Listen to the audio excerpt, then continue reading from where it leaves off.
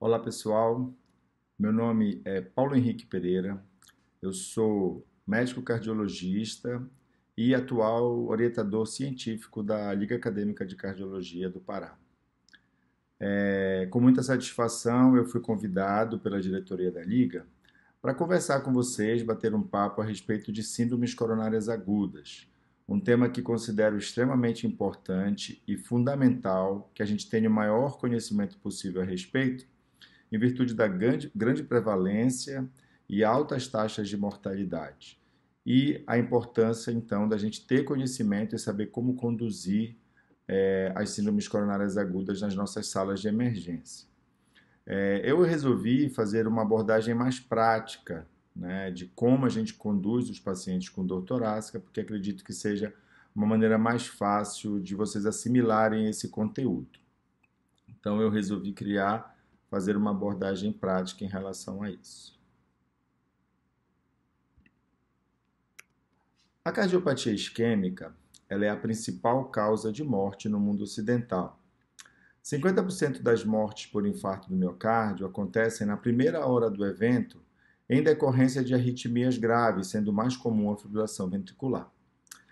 No ano de 2005, no Brasil, 40% dos óbitos entre indivíduos com idade acima de 55 anos foram em decorrência de cardiopatia isquêmica. Vocês podem estar se questionando porque esse dado já tem muito tempo, mas na verdade não houve grande modificação da incidência e taxa de mortalidade da cardiopatia isquêmica, não somente no Brasil, mas também no mundo. A síndrome coronária aguda, a fisiopatologia dela vai depender, né, a manifestação clínica vai depender da fisiopatologia que acontece pela ruptura de uma placa aterosclerótica dentro de uma artéria coronária e pela formação de um trombo em cima dessa placa aterosclerótica que se rompeu. Então, os pacientes que têm a aterosclerose desenvolvem placas ateroscleróticas. A gente considera essas placas que têm mais facilidade de ruptura como placas instáveis. Pode acontecer por qualquer evento, né, essa ruptura de placa, pode estar relacionada muitas vezes a um episódio de estresse, a um esforço físico, a um pico hipertensivo. E essa ruptura de placa faz com que o conteúdo da placa seja exposto dentro da luz do vaso e a partir daí ativa-se a cascata de coagulação com agregação plaquetária, a participação de fibrina e a formação de um trombo em cima dessa placa aterosclerótica rota. Quando eu tenho uma obstrução parcial da minha artéria, quando essa artéria é obstruída pelo trombo apenas parcialmente, a gente vai ter como manifestação uma angina instável ou o infarto agudo do miocárdio sem supra do segmento ST. Quando a obstrução é total, né, quando essa artéria é totalmente ocluída pelo trombo, a gente vai ter o infarto agudo do miocárdio com supra do segmento ST. É lógico, esta entidade aqui, onde a artéria está totalmente ocluída, é muito mais grave, porque aqui nessa situação o miocárdio que é irrigado por essa artéria deixa de receber sangue totalmente e esses pacientes evoluem com uma gravidade muito maior, necessitando de um tratamento muito mais rápido, né, uma intervenção muito mais rápida no sentido de promover a reperfusão, ou seja, a abertura desse vaso. Nos pacientes que têm angina instável ou infarto sem supra, a oclusão não é total, ou seja, existe ainda algum grau de irrigação desse miocárdio, de perfusão desse miocárdio, porque ainda consegue se passar alguma quantidade de sangue, apesar de estar reduzido o fluxo sanguíneo para o miocárdio através dessa artéria. Outra coisa que é importante a gente saber é que aqui na angina instável ou no infarto sem supra, esse trombo é um trombo que é muito mais rico em plaquetas, né, que a gente chama de trombo branco, e que responde muito bem à terapia com antiplaquetários e antitrombínicos, né? Aqui a gente tem a agregação plaquetária como a lesão inicial para a formação do trombo, então a gente tem uma grande quantidade de plaquetas aderidas aqui e a participação já da trombina. Então a gente pode, utilizando antiplaquetários e antitrombínicos, reverter essa condição. Enquanto que no paciente que tem oclusão total, a gente já tem a fibrina, né, a participação da fibrina, um trombo mais organizado, Então, esse trombo aqui, ele não responde tão bem quanto este ao uso apenas de antiplaquetários e antitrombínicos. Aqui a gente vai ter que utilizar medicações fibrinolíticas para que esse trombo se dissolva, ou até mesmo o tratamento através da angioplastia ou, se necessário, cirurgia de revascularização do miocárdio.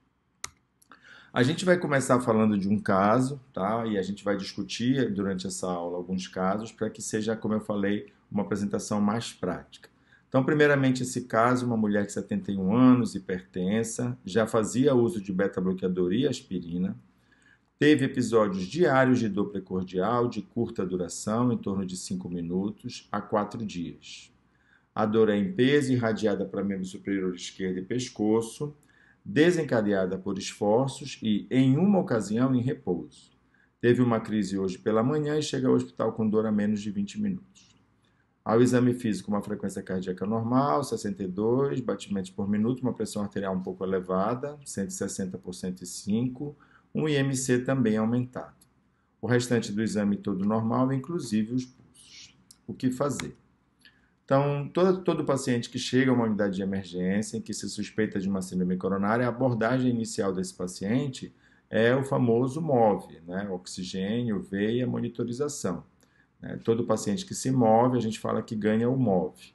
Então, eu vou monitorizar esse paciente, né? Deixar numa sala onde eu tenho um monitor disponível, funcionar um acesso venoso periférico, tá? Não há necessidade de acesso central, e vou fornecer oxigênio caso seja necessário. A monitorização, a gente vai procurar monitorar a pressão arterial não invasiva, o eletrocardiograma e a saturação periférica de oxigênio. Faço uma história e exame físico direcionados, onde eu vou pesquisar características da dor e fatores de risco que esse paciente tenha. Faço um exame cardíaco e pulmonar e avalio os pulsos periféricos. De exames complementares, eu posso solicitar marcadores de necrose, coagulação, hemoglobina e plaquetas, um eletrocardiograma de 12 derivações, raio-x de tórax. E instituo o famoso mono-ABCH que a gente vai discutir posteriormente. Esse eletrocardiograma, pessoal, é mandatório que ele seja realizado em até 10 minutos da admissão. Então, todo paciente que chega a um pronto-socorro, a uma unidade de emergência com dor torácica, ele recebe uma classificação de Manchester vermelha, ou seja, ele tem que ter um atendimento imediato, ele não pode aguardar. E as diretrizes todas falam que o eletrocardiograma inicial desse paciente deve ser obtido em até 10 minutos da admissão. E a gente vai procurar nesse eletrocardiograma algumas características que vão nos direcionar para algum dos diagnósticos. Ou a gente vai procurar por uma elevação de segmento ST ou um bloqueio de ramo esquerdo novo ou supostamente novo, que nos leva a um diagnóstico de infarto com supra de ST, e aqui a gente já pode incluir atualmente também o bloqueio de ramo direito. Depressão do segmento ST ou inversão dinâmica de onda T, o diagnóstico que pode ser angina estável ou infarto sem supra, e até mesmo um eletro normal ou com alterações não diagnósticas de ST e T, que também podem nos levar a um diagnóstico de angina estável ou infarto sem supra. Esses pacientes são classificados em um desses 3 grupos de acordo com os achados do eletrocardiograma. E a nossa paciente, do nosso caso, tinha esse eletro aqui, tá? Uma paciente com eletro, um ritmo sinusal, né? Uma frequência cardíaca normal, uma condução intraventricular normal, QRS estreito, tá? E quando a gente analisa o segmento ST e a onda T, a gente percebe que ela tem uma onda T invertida em D1 e AVL e na parede anterolateral. Tá? Aqui, ó, em V2 já tem um padrão que a gente chama de plus-minus, né, que é um pouco positivo, um pouco negativo. Aqui já é uma onda T invertida que progride até V6. E aqui a presença de 2 extrasístoles ventriculares monomórficas. Então, quando a gente vai analisar o eletrocardiograma dentro daquele quadro, ele é um eletro que tem alterações não diagnósticas de segmento ST ou T. E aí, como que a gente vai lidar com esse paciente? Bom, o mono-ABCH é o tratamento de escolha para a gente iniciar, né, a abordagem desse paciente. Então, primeiramente, a aspirina. A aspirina, ela é uma droga que a gente tem que utilizar em todos os pacientes com síndrome coronária porque reduz a agregação plaquetária, ela tem um efeito antiagregante plaquetário.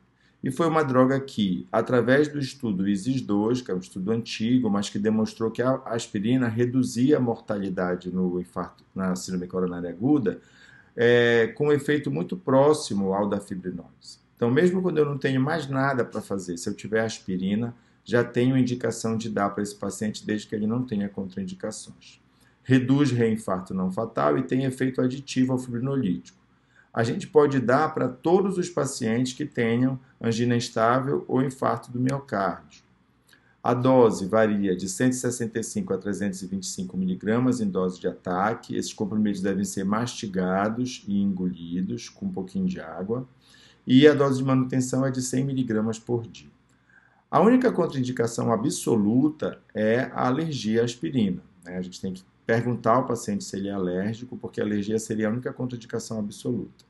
Outra contraindicação que a gente tem que levar em consideração é quando o paciente tem úlcera péptica em atividade, que aí a gente tem risco de sangramento.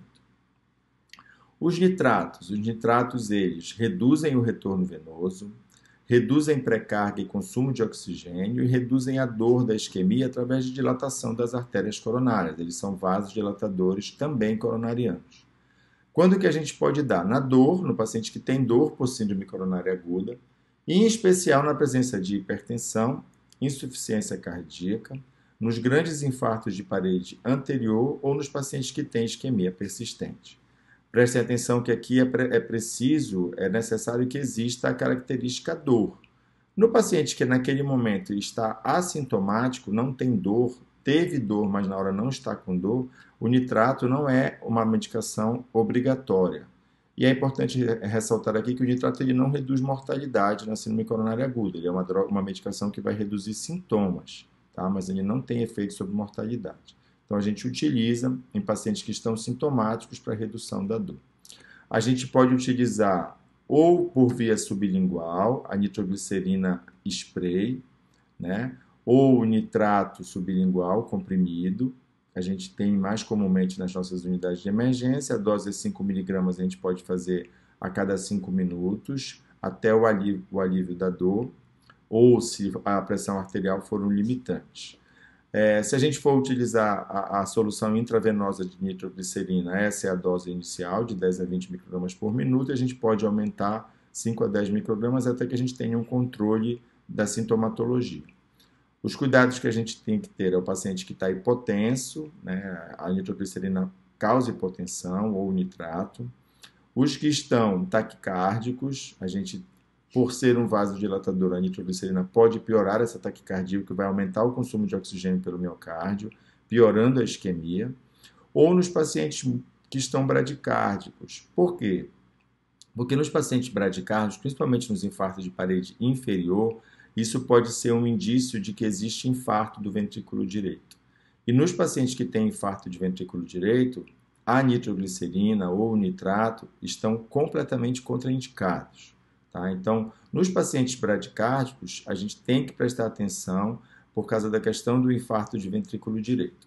É importante ressaltar aqui que muita gente acha que infarto de parede inferior é igual a infarto de VD. Isso não é real. Nem todo infarto de parede inferior cursa com infarto do ventrículo direito. Lógico, no infarto de ventrículo direito, o nitrato é contraindicado, porque ele promove uma venodilatação muito grande e isso deixa de trazer débito para o ventrículo direito, para o lado direito do coração, e aí o paciente pode entrar em choque, esse choque muitas vezes é até refratário. Então, no infarto de VD, a gente tem que dar volume. O ventrículo direito, como fica hipocontrátil, ele precisa de volume e não reduzir sua pré-carga. A gente precisa aumentar a pré-carga do VD quando tem infarto de VD. E a nitroglicerina ela faz o contrário. Mas nem todo infarto de parede inferior é infarto de ventrículo direito. Quando existe bradicardia é um sinal, mas a gente precisa fazer as medidas para diagnosticar infarto de VD. A gente tem que limitar uma queda da pressão, se o paciente for normotenso, ao máximo 10% e 30% se ele for hipertenso.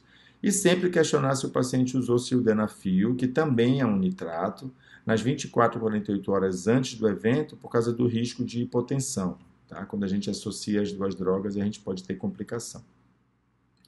O clopidogrel. O clopidogrel é uma droga antiagregante plaquetária que tem efeito aditivo à aspirina. Então a gente utiliza ele porque ele, por ser um antiagregante plaquetário, acaba tendo redução de mortalidade, assim como o AS, e de infarto não fatal. Reduz isquemia e necessidade de revascularização. E como eu falei ainda agora, ele tem efeito aditivo ao OS, então a gente utiliza as duas drogas em associação. Em todos os casos de síndrome coronária aguda está indicado. A dose inicial, é preciso fazer uma dose de ataque, que usualmente é de 300 miligramas. Mas, atualmente, com o advento da angioplastia primária, sempre que você vai encaminhar esse paciente para uma intervenção coronária percutânea para fazer o tratamento dessa lesão, dessa obstrução, a gente tem que dar uma dose de ataque maior, que é de 600 miligramas. E depois a gente deixa uma dose de manutenção de 75 miligramas dia. Cuidado com sangramento ativo, com alterações de coagulação ou hemorrágicas, insuficiência hepática, porque a metabolização do clopidogrel é feita no fígado, e deve sempre ser suspenso 5 a 7 dias antes de uma cirurgia de revascularização do miocárdio. Beta-bloqueadores, por que a gente dá? Porque eles reduzem a frequência cardíaca e reduzem a força de contração, o inotropismo, a contratividade miocárdica, né? O inotropismo. Com isso, ele poupa oxigênio para o músculo cardíaco. Reduz o tamanho do infarto, ele age reduzindo arritmias, principalmente ventriculares, que são causa de mortalidade, reduz mortalidade e reduz reinfarto. Damos para todos os pacientes com síndrome coronária aguda, seja ela com ou sem supra. Nos pacientes de risco alto, a gente pode fazer intravenoso, que a gente tem aqui no Brasil o metoprolol, e nos de risco baixo ou intermediário, a gente faz por via oral.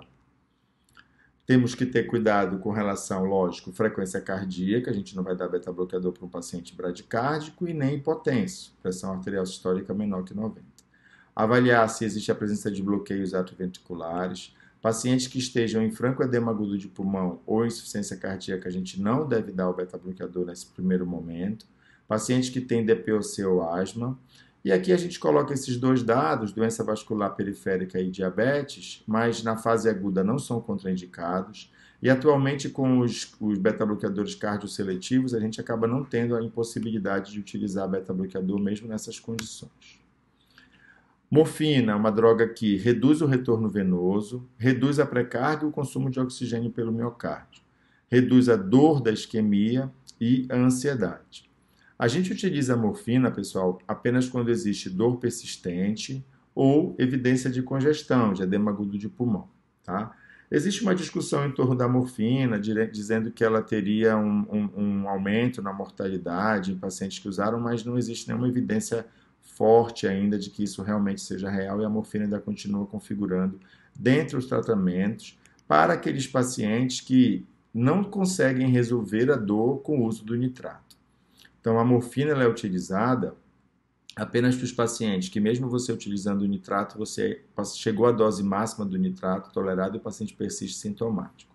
A gente pode fazer 1 a 4 miligramas intravenoso e repetir se necessário. Os cuidados com o uso da morfina são os mesmos que a gente tem para o uso do nitrato, tá? Hipotensão, taquicardia ou bradicardia. Infarto de VD também é um limitante por causa do efeito que ela tem de reduzir a pré-carga. Pode deprimir a ventilação, principalmente em pacientes com DPOC, e pode ter como efeitos colaterais náusea e vômito e prurido ou broncoespasmo. Então, a gente utiliza todas essas drogas, faz a reavaliação do paciente e vê se houve melhora da dor com o tratamento inicial. No caso da nossa paciente, houve melhora. E aí vem o questionamento. São necessários outros exames para esse paciente? Então, a gente vai lançar mão, lógico, para confirmar o diagnóstico de síndrome coronária, os marcadores de necrose miocárdica. Tá? O eletrocardiograma ele não foi diagnóstico, então a gente lança a mão dos marcadores para fazer uma estratificação melhor do risco desse paciente. Atualmente, pessoal, os marcadores que a gente utiliza para diagnóstico de síndrome coronária aguda são a troponina, preferencialmente a troponina ultrassensível e a CKMB-massa. Tá? Se você tem troponina ultrassensível no teu serviço, até a CKMB já é questionado para o diagnóstico, tá? Já não se utiliza tanto, isso foi baseado na última diretriz europeia para o tratamento da síndrome coronária aguda sem supra, em que eles valorizam muito o uso da troponina de alta sensibilidade e os outros marcadores acabam que eles não dão mais tanto valor assim. A troponina ela tem uma característica de detectar principalmente a de alta sensibilidade, detectar pequenas elevações no miocárdio, já são detectadas com o uso desse kit de troponina, porém tem que ser o kit de alta sensibilidade para você incluir nesse protocolo. Se você tem um kit de alta sensibilidade, você pode colher na entrada e no momento que o paciente é admitido na emergência já ter alterações. E repetir novamente com 1 ou 2 horas de dor para confirmação desse diagnóstico. Tá? Mas, atualmente, o padrão ouro é a troponina de alta sensibilidade. Como essa troponina de alta sensibilidade ela realmente é muito sensível, ela aumenta em condições quaisquer, que relacionadas ao miocárdio, a gente acaba utilizando o limite de corte de 5 vezes o limite superior da normalidade para realmente fechar esse diagnóstico de comprometimento miocárdico, tá? Normalmente a gente pode ter também a troponina I ou T, não de alta sensibilidade, são outros kits que existem. Essa aqui já se eleva com 3 a 6 horas de dor, tá? E atinge o pico com 14 a 18 horas. E demora um pouco mais para normalizar, tendo alta sensibilidade e especificidade para o diagnóstico e sendo úteis tanto para diagnóstico precoce quanto tardio, porque como ela demora para normalizar, muitas vezes aqueles pacientes que vêm para a emergência já tiveram dor há alguns dias, a gente pode ainda ter troponina alterada e a partir daí a gente fecha um diagnóstico, apesar de tardio, de lesão miocárdica com esse aumento de troponina. No caso da nossa paciente, os marcadores de necrose foram todos normais, tanto a CKMB quanto a troponina, e aí a gente precisa estratificar o risco dessa paciente ter algum evento coronário. Existem vários scores que são utilizados para essa classificação, tá?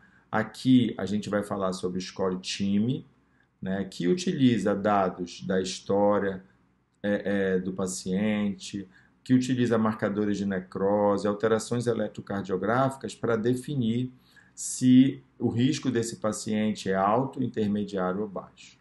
Então, no caso da nossa paciente, ela tinha uso prévio de AS, idade entre 70 e 75 anos, um episódio de angina em repouso com duração menor do que 20 minutos, com alívio espontâneo, no eletrocardiograma, uma inversão de onda T, os marcadores normais. Então, ela marcou 3 pontos no score TIMI.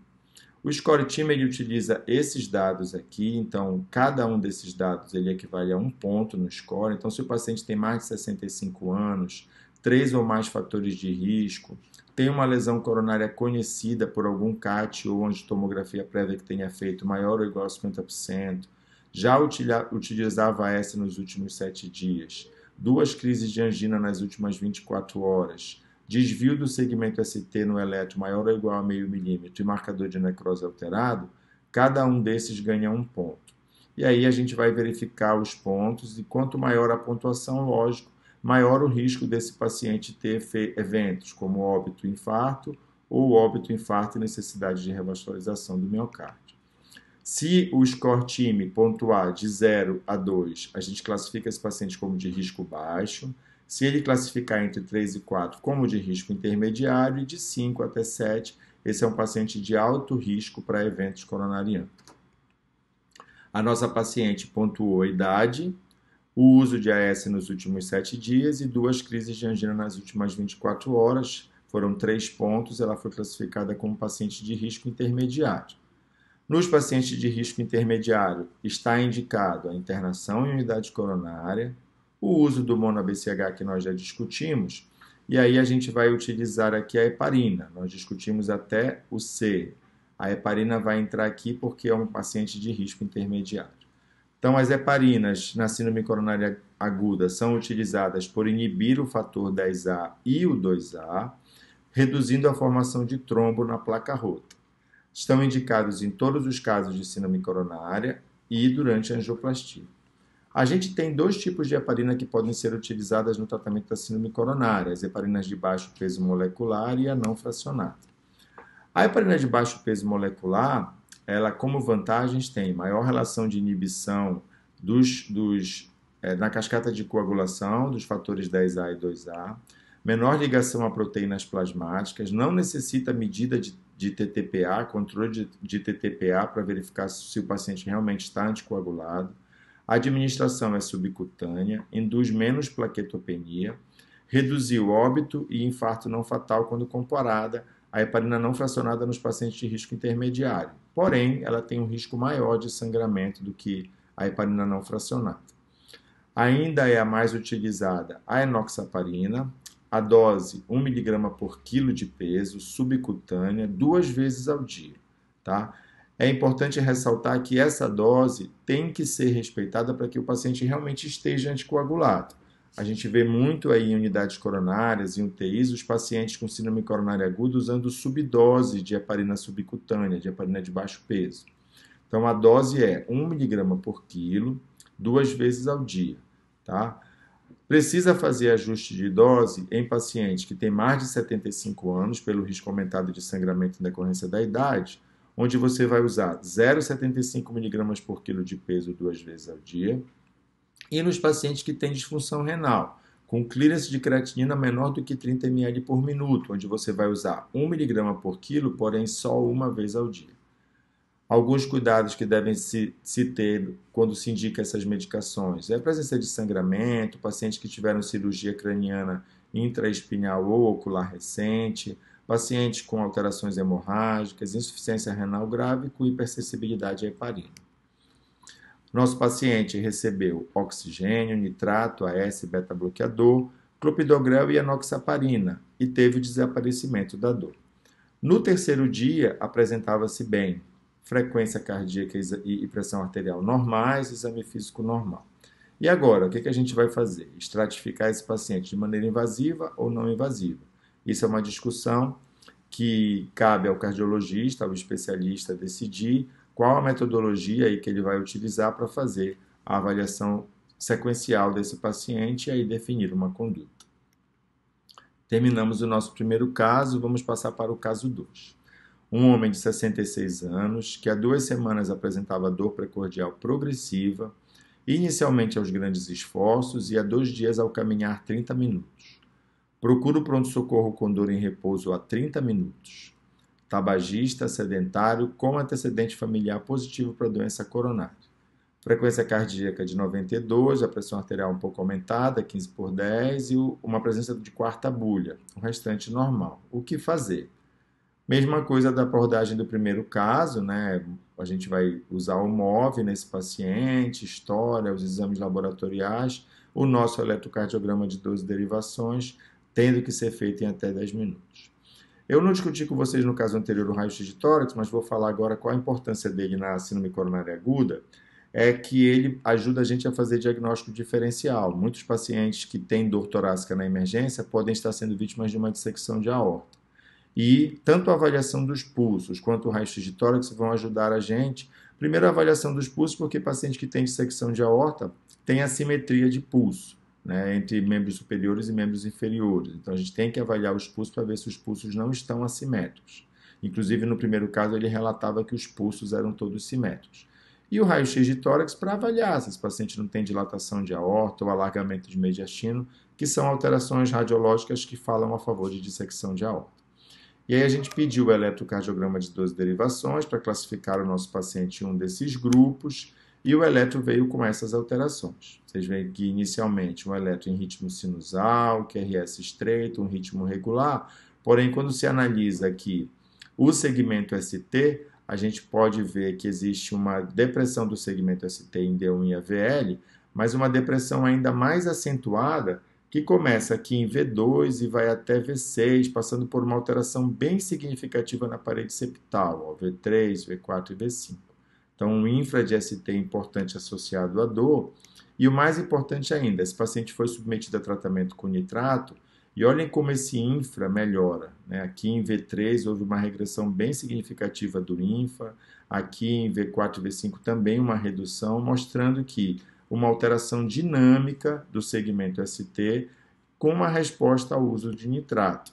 Então, isso fala muito a favor de uma doença coronária grave e que precisa de um tratamento mais agressivo. Então, aqui, o nosso paciente avaliado como depressão do segmento ST ou inversão dinâmica de onda T, no caso aqui, depressão de ST. E aí, a gente classifica ele ou como angina instável ou infarto sem supra. O que diferencia essas duas entidades, pessoal? A angina instável é a presença da dor associada a um eletro com essas alterações, onde eu não tenho aumento de marcadores de necrose. Quando eu tenho um eletrocardiograma com depressão de IST ou alteração de onda T e os meus marcadores de necrose estão alterados, é sinal de que já houve morte celular. E aí a gente dá o diagnóstico de infarto sem supra. Tá? Então, os marcadores é o que vão diferenciar a angina instável do infarto sem supra. Se eles derem positivos, é infarto sem supra. Os marcadores normais classifica e diagnostica o paciente como angina instável. Para o nosso paciente, fizemos todo o MONA-BCH, tá? E aí os marcadores de necrose mostraram uma alteração significativa de troponina ultrassensível, tá? Aqui eu não vou dar valor de referência para vocês, porque isso varia em função do kit, mas aqui o paciente com uma alteração significativa, assim também como de CKMB. Aí a gente vai estratificar o risco desse paciente, e aí ele cai aqui, ó. Teve piora dos sintomas nas últimas 48 horas, dor prolongada em repouso, angina em repouso com alterações dinâmicas do ST no eletrocardiograma e alteração de marcadores. Tá? Ele, por ser um paciente de alto risco, além do MONA-BCH, a gente vai utilizar a heparina também e o inibidor de glicoproteína 2B3A, que nada mais é do que um antiagregante plaquetário extremamente potente de uso intravenoso. Ele inibe o receptor GP2B3A na plaqueta, fazendo com que a via final de comum da agregação plaquetária seja inibida, reduzindo morte, IAM e necessidade de revascularização. A gente pode utilizar nos pacientes com angina instável ou infarto sem supra, tratados clinicamente.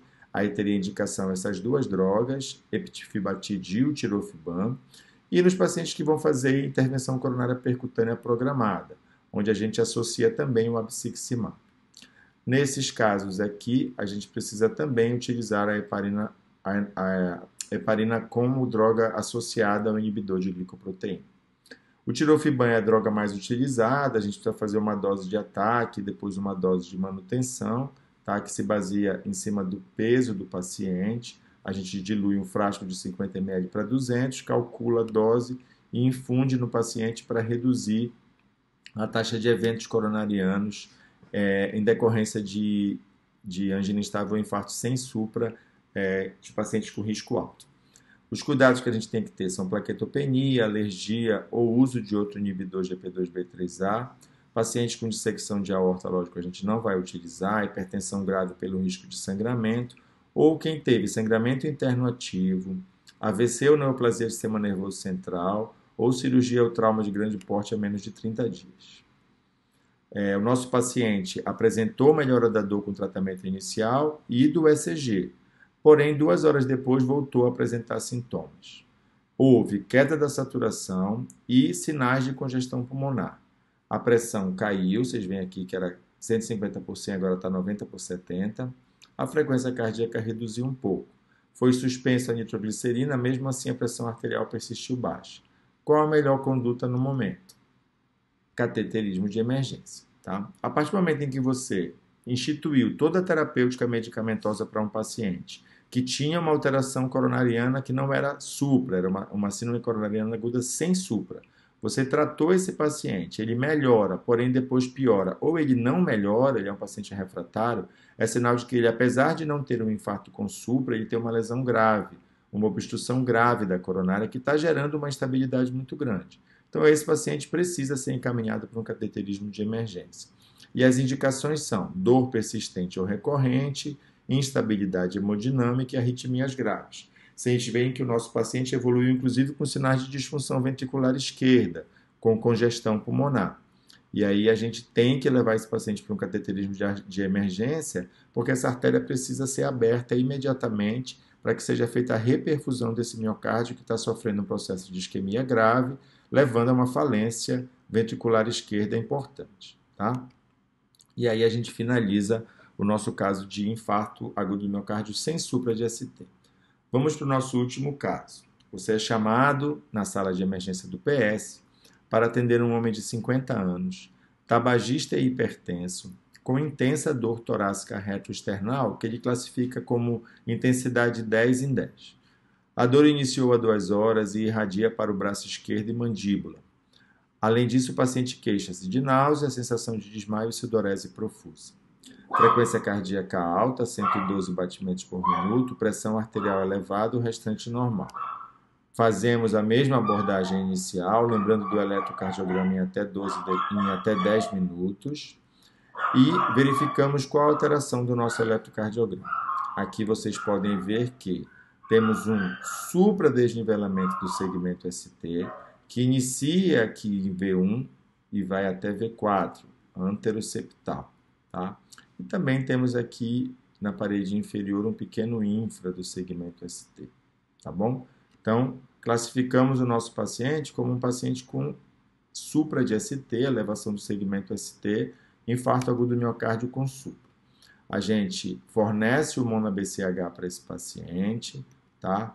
E a gente precisa fazer, nesses casos, a classificação de Killip. Classificação de Killip é uma classificação que vai me dizer qual a gravidade desse paciente. Então, ela vai de 1, que é o paciente que tem infarto com supra, mas evolui bem depois do tratamento, não tem nenhum outro sintoma, não evolui com nenhum sinal de disfunção. Killip 2 é aquele paciente que apresenta falta de ar e tem estertores no terço inferior do pulmão. O Killip 3, que é o paciente que evolui com edema agudo de pulmão pós-infarto. E o Killip 4, que é o paciente que evolui em choque cardiogênico, que, lógico, muito mais grave, com uma mortalidade muito alta. O clopidogrel, no infarto com supra, como eu falei para vocês, a gente utiliza a dose de ataque, porém no infarto com supra, como hoje a terapia padrão é a angioplastia primária, a gente acaba encaminhando esse paciente para hemodinâmica, todos irão receber a dose de ataque de 600 mg.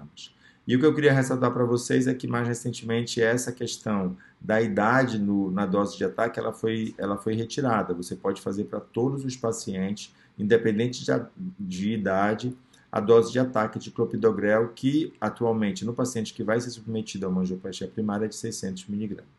Depois a dose de manutenção é 75 mg por dia. Se o paciente tem algum desses fatores, temos que ter cuidado e lembrando de suspender a droga 5 dias antes de uma cirurgia de revascularização.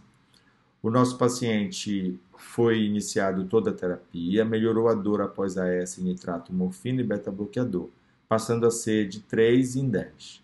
Melhorou o exame físico e aí a gente se pergunta, há indicação de fibrinolítico para esse paciente?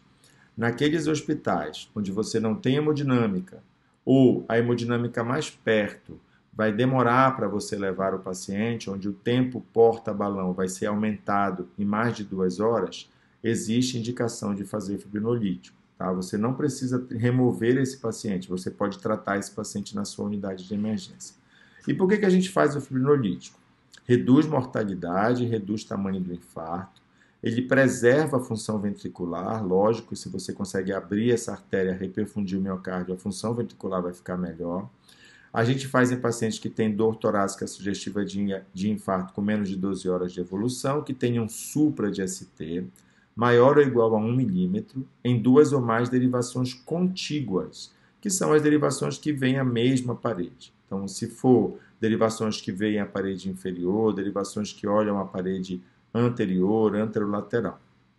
E na presença de bloqueio de ramo esquerdo ou bloqueio de ramo direito, novo ou supostamente novo, e não há limite de idade. Quando eu opto pelo tratamento fibrinolítico, pessoal, eu tenho que respeitar essa indicação aqui de que o tempo entre a hora que o paciente foi admitido na emergência até o momento em que eu inicio a infusão do fibrinolítico na veia dele seja de, no máximo, 30 minutos, que é o que a gente chama de tempo porta-agulha. Então, eu tenho que priorizar, tá, o tempo de atendimento para que, na hora que eu inicio o uso do fibrinolítico, tenha decorrido menos de 30 minutos da admissão desse paciente no hospital. As contraindicações para o uso de fibrinolítico são AVC hemorrágico em qualquer momento da vida, AVC isquêmico com menos de 3 meses de evolução, pacientes que têm neoplasia intracraniana, malformação arteriovenosa cerebral, sangramento interno ativo, com exceção de menstruação, a menstruação não é uma contraindicação, trauma fechado de crânio ou de face com menos de 3 meses e quando eu suspeito de dissecção de aorta. Não se faz fibrinolítico em dissecção de aorta, tá? A gente vai matar o paciente de tanto sangrar. Então, a gente tem que fazer esse diagnóstico diferencial para poder tratar o paciente de maneira adequada.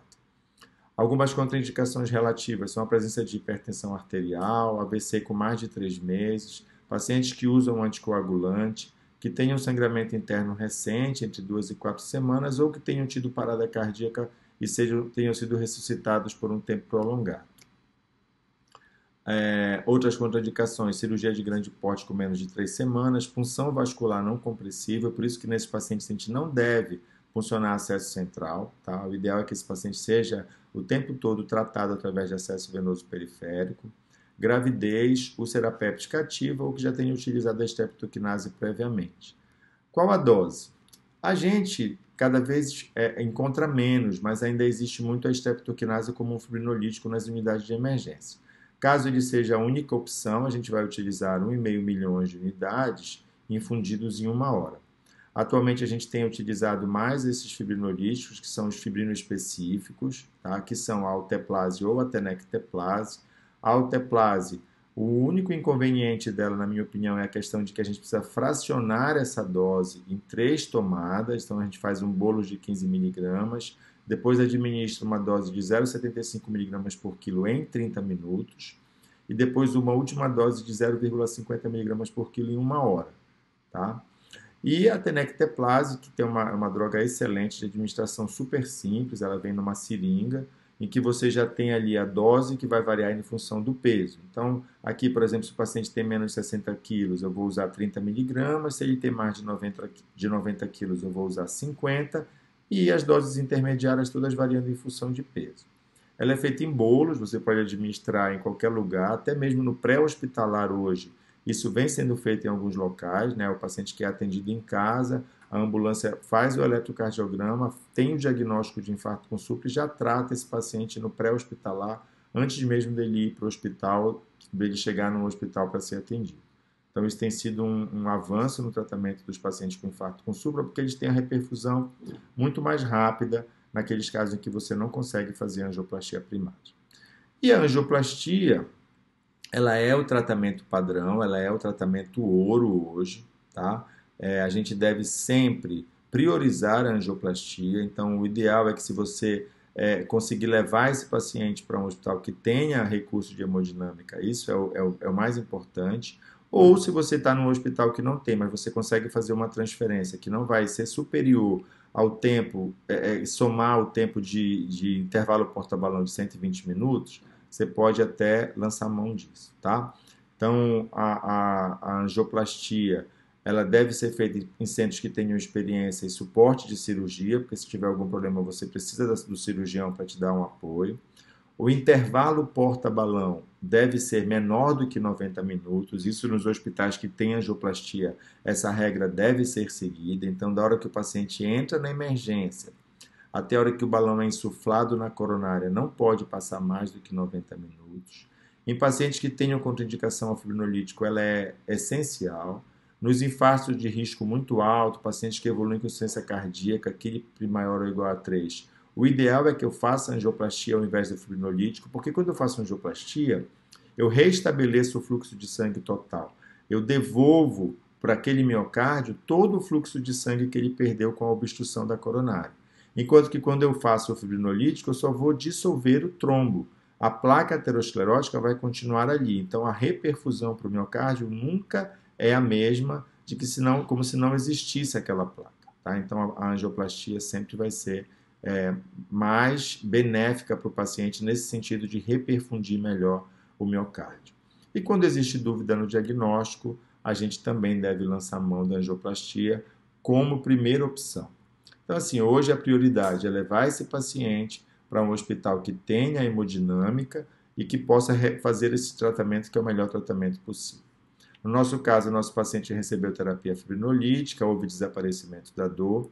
Durante a medicação, fez um episódio de fibrilação ventricular, uma arritmia de reperfusão, é bastante comum, que foi revertida com desfibrilação elétrica. Agora, no momento, uma frequência de 80 batimentos, uma pressão de 130 por 80, com um exame neurológico normal. Esse paciente foi transferido para a UCO para o seu acompanhamento. Então é isso, pessoal. Eu queria agradecer mais uma vez, tá, pelo convite da LAC. Espero que seja proveitoso esse simpósio e não só esse tema, como todos os outros, vão trazer grande conhecimento para todos vocês. Obrigado e até a próxima.